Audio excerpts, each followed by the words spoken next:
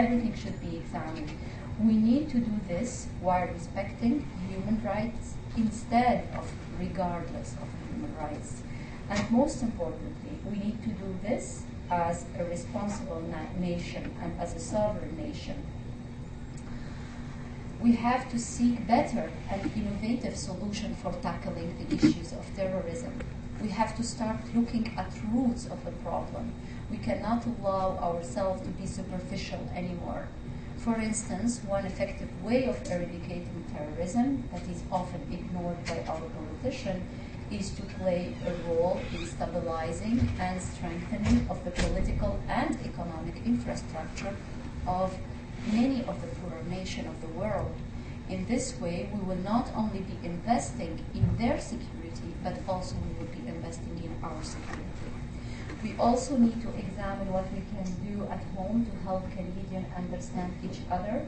We need to show Canadians very concrete way that cultural, religious differences between communities should not be seen as an obstacle or threat, but more as an opportunity to further enrich the Canadian society. Furthermore, I think we need greater involvement by our citizens. We have a lot to offer in the debate of civil liberties, human rights, and their connection to national security.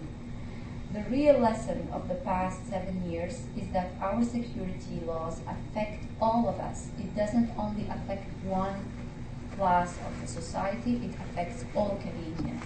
And because we are all affected, we must have a truly open, inclusive debate about these laws and these practices. A debate that embraces all Canadians, regardless of their political, religious, cultural identities.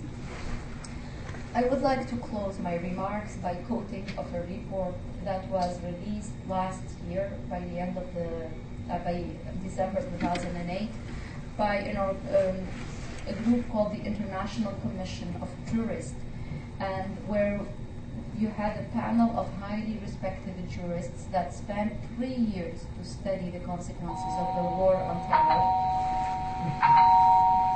national security. Attention please, the test of the overhead paging system.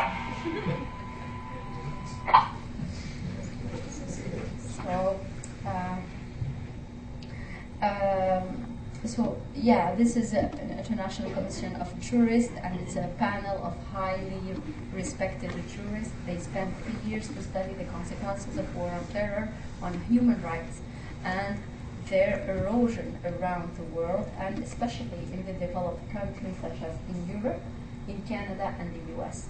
And one of the conclusions of this panel, that was, they said, those international jurists, they said human rights are not and can never be luxury to be cast aside in times of difficulty.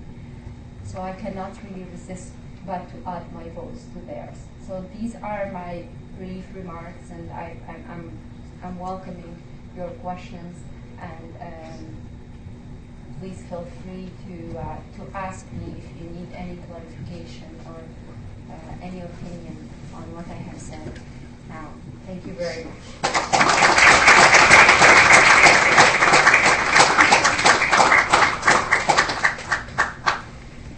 If anyone has any questions, please feel free to ask Dr.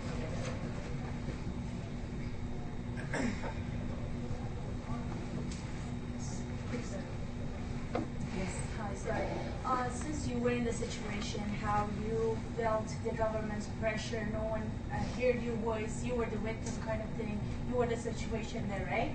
What do you think, I'm thinking this is not related, but what do you think about Malik Hassan in Fort Hood, which I was listening to CNN the other day. This one lady was convincing him as being terrorist. Somehow he was talking about logically, assuming he has some connection with Al-Qaeda, right? And the other man or psychologist or some person from Fort Hood, he said that he didn't have enough information about how he's connected or not. But this woman was trying to say that logically we are, he's connected. What do you think? What's your feeling about that? Well, you see, it's word in those circumstances, I know, like, the worst thing that can happen to a person is to be judged by the public opinion before being judged in front of a court. And a lot of what we are watching and what we are experiencing, I mean, I'm talking about maybe the cases of Muslim because I'm one of them, but also because I think the backlash after 9/11 was very clear, directed on Muslim, but I think it affects also to a certain extent other cases. But the worst thing that, again, that happened to someone, a suspect, is to be judged before, and it happened to my husband. A lot of people were, anonymously and used the media to say, yes, Meher Arar is a terrorist and he did this and he did that. And at the same time, Meher Arar was just in a prison and was not even able to speak, or to come here and to defend himself against those allegations. For the case of what happened in Texas, and I think,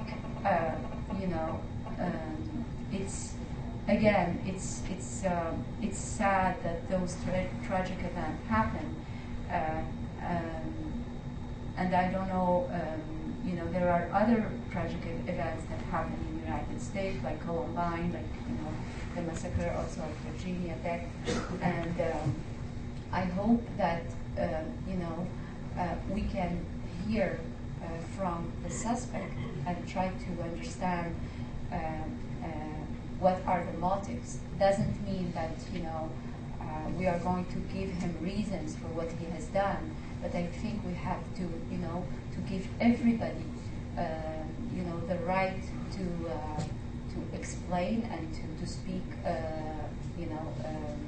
to speak about the circumstances.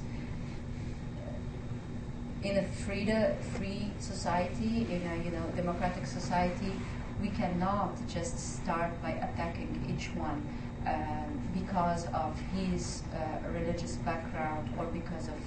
There is always a religious, always a cultural, always something, a dimension of that sort in person, and we cannot dissociate it from what makes us as a human being. So we cannot say, well, this dimension is more visible within Muslim. I don't know, but this is what I really think. But I have the feeling, the attack in Georgia, there was like 40-some people died, and the main focus was that the person has psychological problem, right? And since this man Hassan, which we don't care his background, his Muslim or whatever, but he had the same problem. He was a psychiatrist in the area, and he was dealing with those people coming back from Iraq or the other wars, right? So I'm just wondering how they don't focus on the background problem. Well, he might have some. Don't forget, we are not. You see, we are not here. We are in another type of situation. We are after 9/11. The United States just came out very painfully after these attacks, and there was a lot of